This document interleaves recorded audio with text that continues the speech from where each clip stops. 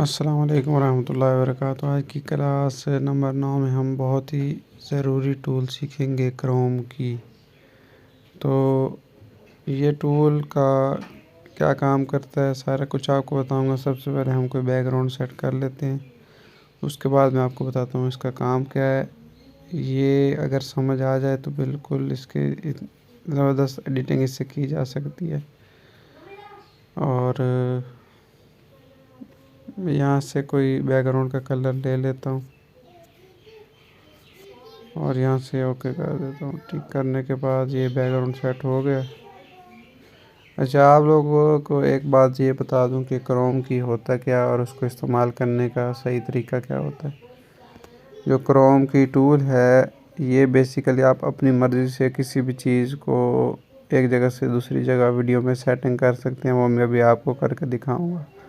और जो क्रोम की टूल है हमेशा ये बैकग्राउंड वाली लेयर के ऊपर सेट नहीं होता, बल्कि हम जो चीज़ गैलरी से या टेक्स्ट वगैरह ऊपर लिखते हैं बैकग्राउंड के, उसके ऊपर ये क्रोम की टूल लगता है। मिसाल के तौर पे अब हमने जो बैकग्राउंड लगाया हुआ है तो बैकग्राउंड वाली लेयर तो ये है, तो इसके ऊपर ये क्रोम की टूल नहीं लगेगा। ठीक है, तो ये कहाँ लगेगा, ये हम जब अब कोई नई चीज़ बैकग्राउंड के ऊपर ले आएंगे उसके ऊपर लगेगा। और उसका कैसे इस्तेमाल करेंगे मैं आपको बताता हूँ। अब मिसाल के तौर पे मैं यहाँ से एक टेक्स्ट लेता हूँ, तो टेक्स्ट पे मैं कुछ भी लिख देता हूँ, उसके बाद कोई अच्छा सा फ़ॉन्ट लगा देता हूँ। ये सारी चीज़ें आपको मैंने बताई हुई हैं। ठीक है, अब क्रोम की जब ये आ जाएगा तो क्रोम जब कोई लेयर आ जाएगी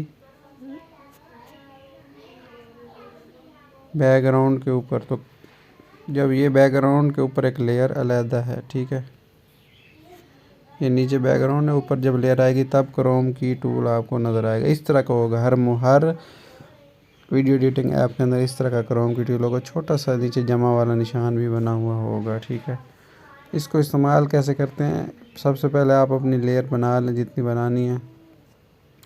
उसके बाद आपने यहाँ पे नुक्ते या डॉट लगाने होते हैं और उसकी मदद से आप अपनी मर्ज़ी से उसको इस्तेमाल कर सकते हैं। कैसे, अब यहाँ पे मैंने कोई नुक्ता नहीं लगाया, यहाँ पे मैं चाहता हूँ जब यहाँ पे मेरी वीडियो पहुँचे इस लाइन के ऊपर, तो मैं चाहता हूँ कि ये टेक्स्ट थोड़ा सा छोटा हो जाए, तहरीर छोटी जाए, तो मैं यहाँ पे एक क्रोम की वाला नुक्ता जमा वाला इधर दबाऊँगा तो यहाँ पे आ जाएगा और यहाँ पे इसको पकड़ के छोटा कर दूँगा।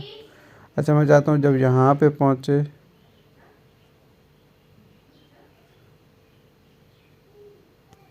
अच्छा इसको गलती से बैक पे जाते हैं, गलती हो गई थोड़ी सी,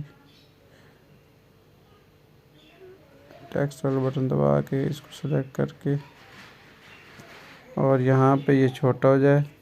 अच्छा, फिर जब मैं यहाँ पे अगर थोड़ा सा आगे वीडियो चले तो फिर मैं दोबारा एक नुक्ता ऐड करूँगा। यहाँ पे ये देखें नीचे छोटे छोटे डॉट ऐड हो जाते हैं और यहाँ से चाहता हूँ यहाँ पे टेक्स्ट थोड़ा सा ऐसे हो जाए, ऐसे घूम जाए या ऐसे बड़ा हो जाए।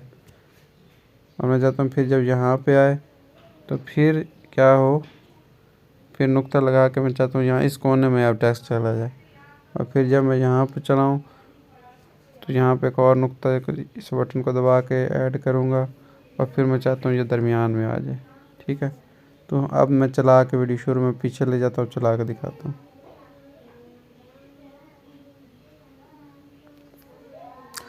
तो उम्मीद है आपको कुछ समझ आ गई। नुक्तों की मदद से हम अपनी मर्ज़ी से कोई भी चीज़ आगे पीछे हरकत दे के चला सकते हैं।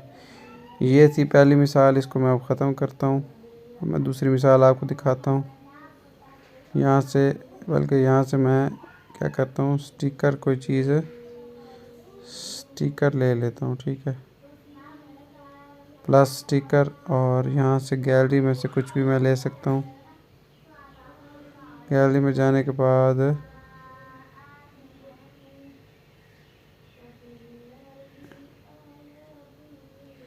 ये मैंने एक स्टिकर बना के रखा हुआ है।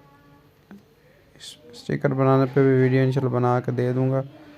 अब मैं चाहता हूँ जब ये शुरू में जब मेरी वीडियो शुरू हो तो ये यहाँ नज़र आए और उसके बाद ये इस कोने में नज़र आए या इस कोने में नज़र आए। तो क्या करूँगा, सबसे पहले इसकी लेंथ सेट कर लेंगे। उसके बाद जब ये वीडियो यहाँ पहुँचे तो यहाँ पे क्रोम की वाला नुक्ता ऐड कर लूँगा और मैं चाहता हूँ जब यहाँ पे पहुँचे तो ये छोटा होके इस जगह पे आ जाए, और जब थोड़ा और आगे जाए तो मज़ीद छोटा होके यहाँ पे आ जाए।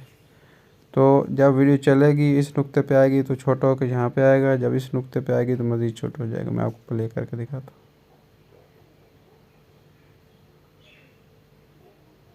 ठीक है। अच्छा, यहाँ पे जो पहले नुक्ते पे थी, पहले नुक्ते पे तो यहाँ पे बड़ी थी, तो पहले नुक्ते पे हमने क्रोम की को बड़ा लगाना। ठीक है, आप ये देखें। इसी तरह आपकी इसको मैं मज़ीद भी कुछ मिसालें दिखा जो है बताऊँगा अगली क्लासेस में। तो फ़िलहाल इतना ही प्रैक्टिस करें।